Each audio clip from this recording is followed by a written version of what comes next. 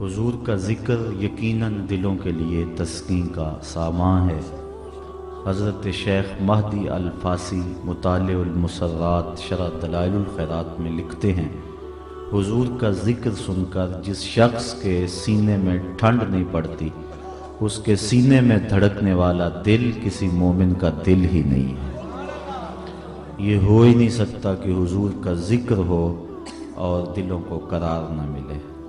جب کسی کے لبوں پہ نعت نبی کا نغمہ چڑھتا ہے، لگتا ہے جس طرح باد بہاری چل پڑی ہے جو روحوں کو گدگدا رہی ہے اور من کے اندر اجالے پیدا کر رہی ہے۔ اور انسان جب اپنے اندر کیفیات کے ہجوم کو دیکھتا ہے تو سلطان باہو کے لہجے میں پکار اٹھتا ہے، اندر بوٹی مشک مچایا اتے جان پھلنتے آئی ہو۔ تو یہ حضور کے ذکر کی برکتیں ہیں کہ جہاں حضور کا ذکر ہو وہاں خوشبوئیں پھیل جاتی ہیں۔ ہمارے نقیب عالی مرتبت میلاد ہاؤس کے حوالے سے بات کر رہے تھے کہ ہمارے میزبان محترم نے اپنے گھر کا نام میلاد ہاؤس رکھا، اور میرے دل میں یہ بات آ رہی تھی کہ حضور علیہ السلام کے میلاد کے ساتھ جو منسوب مکان بنایا گیا اس کو فنا نہیں ہوگی، چونکہ جہاں ذکر رسول ہو وہاں بقا ہوتی ہے۔ یہ ایک مثال میں آپ کے سامنے رکھوں گا کہ مقام ابراہیم ایک ایسا پتھر ہے جس کے سینے پہ حضرت ابراہیم علیہ السلام کے قدم ثبت ہیں، اور اس کو مصلی بنانے کا کہا گیا۔ سینکڑوں ہزاروں پتھروں پر ان کے قدم لگے تھے، چونکہ جس وادی میں وہ رہے ہیں، شام سے فلسطین تک اور فلسطین سے حجاز تک جن راہوں سے گزرتے رہے وہ سارے راہ پتھریلے تھے۔ کوہ ابو قبیس کی چھاتی پہ بھی ان کے قدم لگے اور وہاں کھڑے ہو کر انہوں نے حج کا پیغام لوگوں تک پہنچایا اور ندا دی، لیکن کسی اور پتھر کو باقی نہیں رکھا گیا، اور صرف مقام ابراہیم کو باقی رکھا گیا، جبکہ کئی اور پتھروں پہ بھی ان کے قدم لگے تھے۔ لیکن اس پتھر کو باقی کیوں رکھا گیا؟ اس لیے کہ حضرت ابراہیم علیہ السلام نے اس پتھر پہ کھڑے ہو کے میرے نبی کا میلاد پڑھا تھا۔ ربنا وابعث فیہم رسولا، اے اللہ اس رسول کو بھیج بھی دے۔ تو جس پتھر پہ حضور کا میلاد پڑھا گیا، باقی پتھر مٹ گئے، وہ پتھر آج بھی موجود ہے۔ تو جو گھر جو بستی حضور کے میلاد سے منسوب ہوگی، اللہ تعالیٰ وہاں برکت نازل فرما دے گا۔ اور حضور کے میلاد کا انعقاد کرنا یہ ایسا مبارک عمل ہے۔ آپ سینکڑوں بار علماء سے یہ بات سن چکے ہوں گے کہ ابو لہب نے اپنی لونڈی سویبہ کو جب اس نے خبر دی کہ تیرے ہاں بھتیجا ہوا ہے تو اس نے انگلی کے اشارے سے آزاد کر دیا، اور یہ اس نے کوئی نیا کام نہیں کیا تھا۔ عرب کے مزاج میں یہ بات شامل تھی کہ اگر غلام خوشخبری لائے تو آقا اس کو آزاد کیا کرتا تھا، تو اس خوشخبری پر اس لونڈی کو آزاد کر دیا گیا۔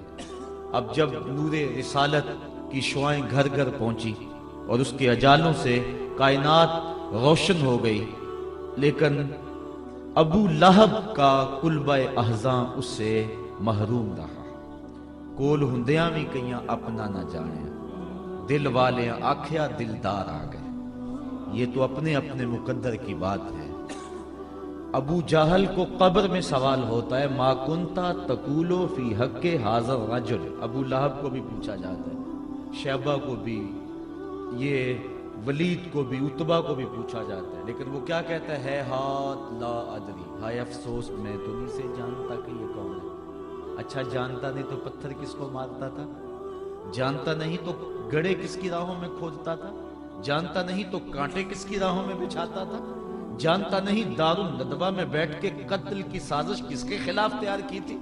جانتا نہیں تو اوجریاں کس پہ ڈالی گئی؟ جانتا نہیں تو کس کے لیے بدر میں آیا تھا؟ لیکن کہتا ہے ہاتھ لا ادری، ہائے افسوس میں تو نہیں جانتا۔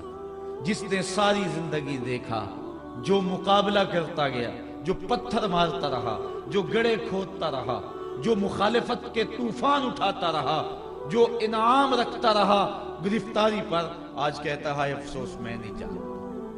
اور 14 صدیاں گزرنے کے بعد ایک مومن قبر میں اترتا ہے، رخ محبوب کی زیارت ہوتی ہے اور فرشتہ پوچھتا ہے بتا عامر چیمہ یہ کون ہے؟ تو وہ کہتا ہے پیچھے ہٹو، پہلے پائے ناز کو بوسہ تو لے لینے دو، میں تو مر کے پہنچا ہوں یہاں اس دل ربا کے واسطے، میری تو زندگی اسی نبی کے نام پہ گزر گئی، اگر میں جانتا نہیں تھا ہٹلر کے دیش میں نے نبی کے نام پہ جان کیوں وار دی تھی، میرا تو سارا سرمایہ یہی ہے، یہ تو میرے بخت کہ وہ میری قبر میں آئے وہ میرے مزار پہ گھونگھٹ اتار کے، آئے وہ میرے مزار پہ گھونگھٹ اتار کے، مجھ سے تو نصیب اچھے ہوئے میرے مزار کے، یہ تو بخت سمجھ گئے کہ وہ میری قبر پہ آئے ہیں۔ تو جس شخص نے ساری زندگی دیکھا وہ تو پہچان نہیں سکا، اور جس نے کبھی نہیں دیکھا تھا وہ فوراً کہتا پیچھے ہٹو، بعد میں بتاؤں گا، پہلے پائے ناز کو بوسہ تو لے لینے۔ اب بتائیے کہ جس نے دیکھا وہ پہچان نہیں رہا، اور جس نے کبھی نہیں دیکھا تھا، صدیوں کا فاصلہ ہے، وہ فوراً پہچان رہا ہے۔ تو کیا ماجرا ہے؟ اصل اس کی اس آنکھ نے دیکھا تھا، دل کی آنکھ نے نہیں دیکھا تھا، اس لیے یہ آنکھ تو بند ہوئی، دل کی آنکھ کھلی، دل کی آنکھ نے دیکھا ہی نہیں تھا، اس لیے کہنے لگا ہے ہاتھ لا ادری، میں تو نہیں پہچانتا۔ اور مومن کی اس آنکھ نے گو نہیں دیکھا تھا، لیکن در دل مسلم مقام مصطفیٰ آبروئے باز نام مصطفیٰ، مومن کے دل میں تو ڈیرے ہی محمد عربی کے ہوتے ہیں۔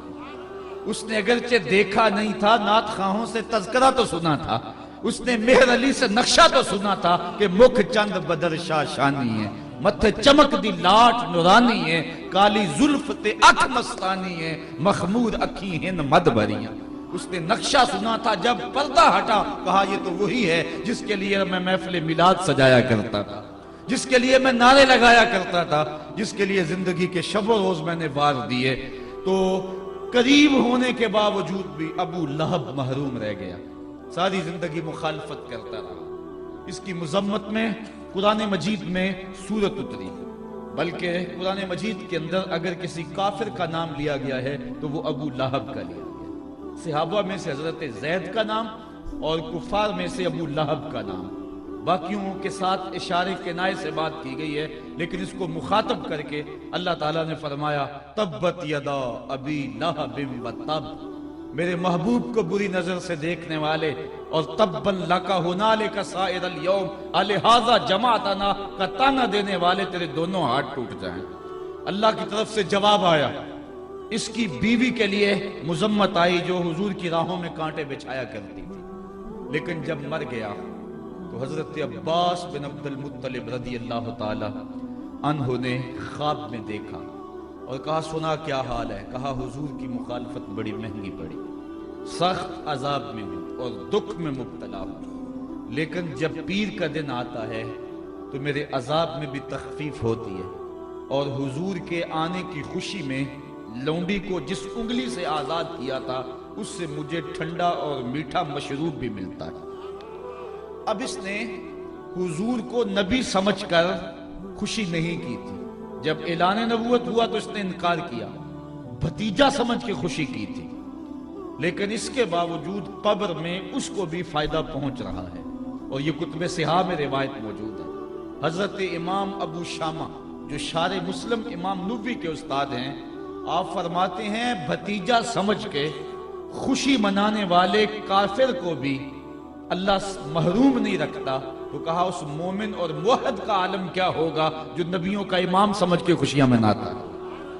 تو حضور کے آنے پر اظہار مسرت کرنا، اظہار خوشی کرنا، یہ مومن کا طرہ ہے اور اس کا مزاج ہے، اور وہ مختلف بہانوں سے حضور کا تذکرہ کرتے ہیں۔ آج بھی یہ بابرکت، خوبصورت اور پر نور محفل آپ کے یہاں سجائی گئی، اللہ تعالیٰ آپ کو اور مجھے اس کی برکتیں عطا فرمائے۔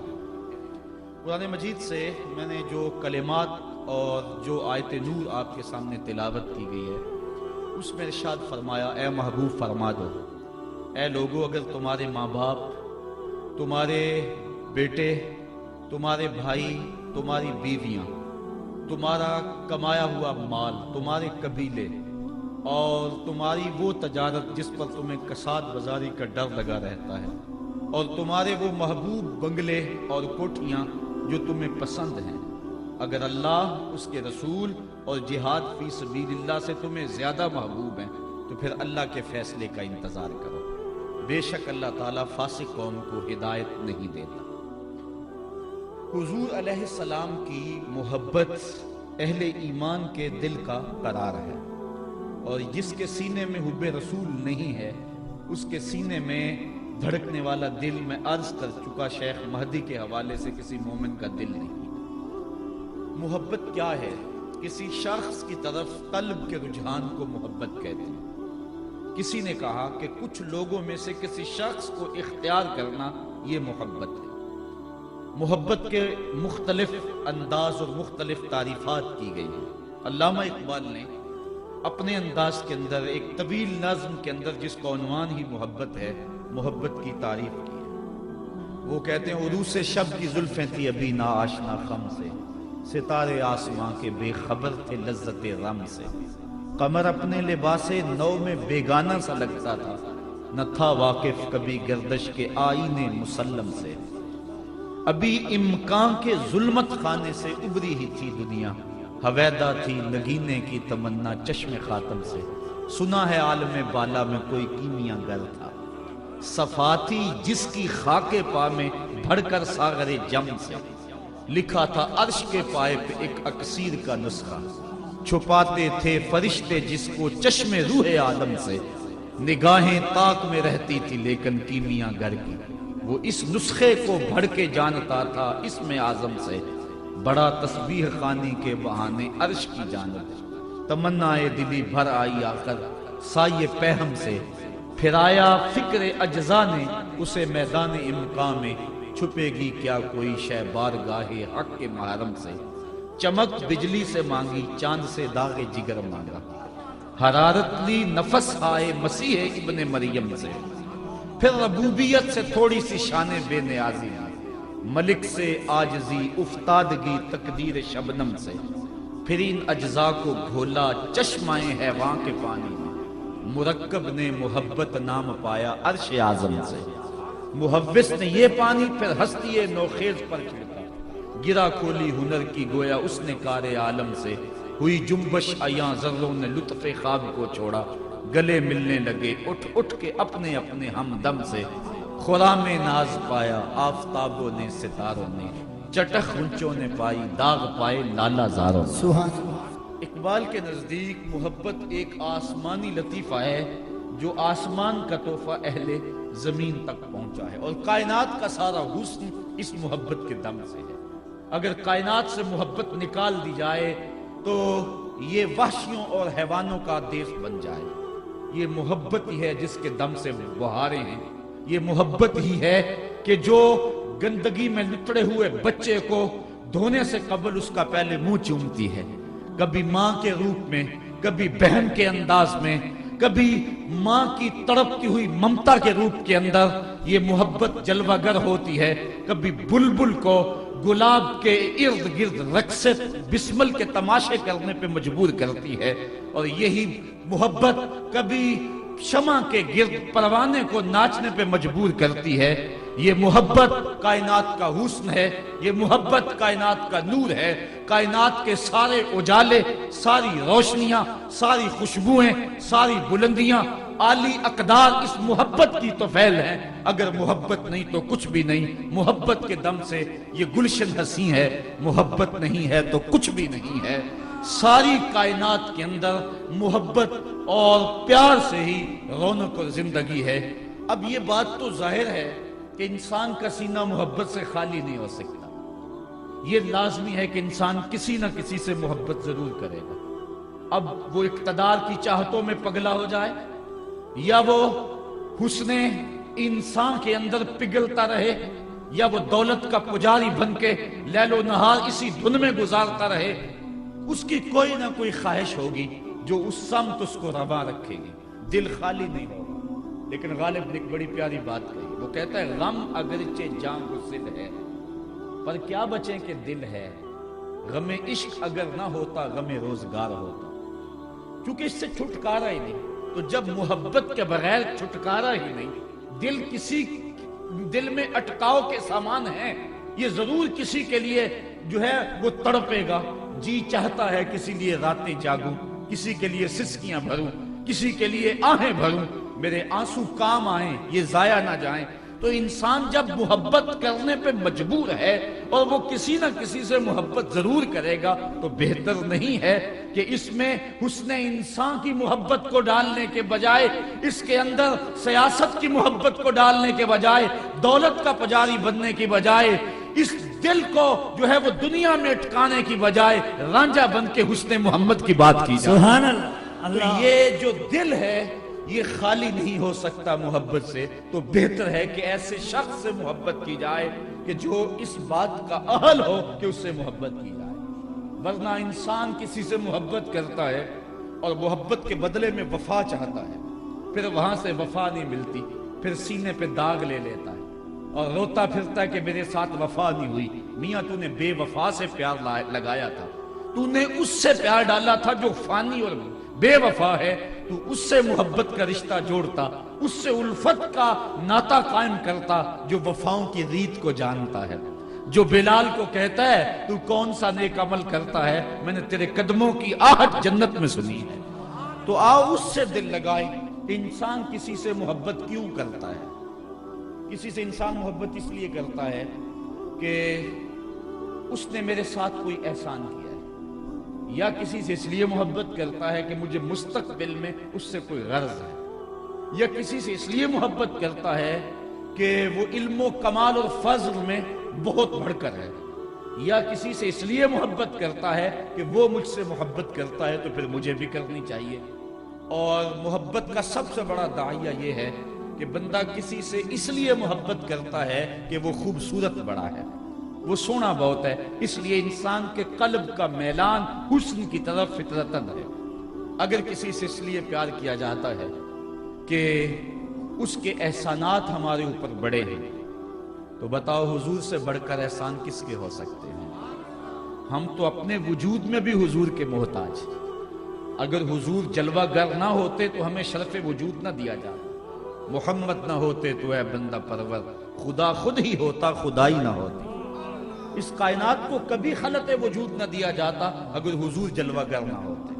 اقبال کہتا ہے ہو نہ یہ پھول تو بلبل کا ترنم بھی نہ ہو، چمن دہر میں کلیوں کا تبسم بھی نہ ہو نہ یہ ساقی تو پھر میں بھی نہ ہو، خم بھی نہ ہو، بزم توحید بھی دنیا میں نہ ہو، تم بھی نہ ہو. خیمہ افلاک کا استادہ اسی نام سے ہے، نبض ہستی تب شامادہ اسی نام سے ہے. کائنات کی جو نبض دھڑک رہی ہے اس میں فیضان مصطفیٰ ہے. اگر حضور درمیان سے ہٹ جائیں تو کائنات کا چراغ بجھ جائے، اگر ان کی رحمت نہ ہو درمیان میں ابھی آگ لگ جائے دونوں جہاں میں.